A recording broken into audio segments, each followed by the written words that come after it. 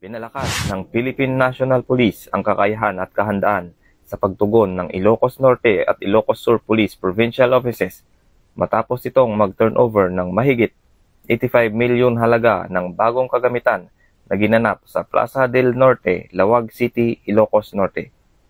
Pinangunahan ni DILG Secretary Juanito Victor C. Remulla at Acting Chief PNP Police Lieutenant General Jose Melencio C. Nartates Jr. ang formal na pag-turnover ng mga kagamitang magpapalakas sa mobility, firepower at ICT capability ng dalawang probinsya. Ang mga kagamitang ito ay naipagkaloob sa pamamagitan ng Congressional Initiative ni Ilocos Norte 1st District Representative Ferdinand Alexander Marcos at Senator Amy Marcos. Malaking tulong ang mga bagong kagamitan sa pagpapabuti ng mobility, police visibility, surveillance operations, communication, at pagpapatupad ng batas sa Ilocos Norte at Ilocos Sur.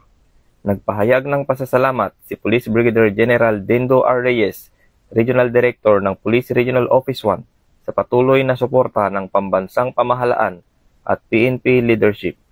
Lubos kaming nagpapasalamat sa mga bagong kagamitang ipinagkaloob sa PNP.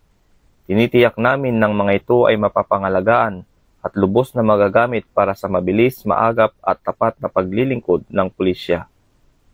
Malaki ang may tutulong nito sa aming operational readiness, emergency response at pagsisikap upang mapanatiling ligtas ang Ilocos Norte at Ilocos Sur, ani Police Brigadier General Dendo R. Reyes.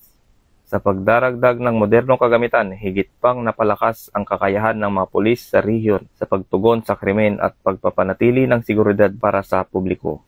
Dahil ang kapulisan ng Region 1 ay maaasahan, malalapitan at mapagkakatiwalaan. Mula dito sa Ilocos Region, ako ang iyong PNN correspondent, Police Corporal Mark Anthony Pico, alagad ng batas, tagataguyod ng balitang pulis.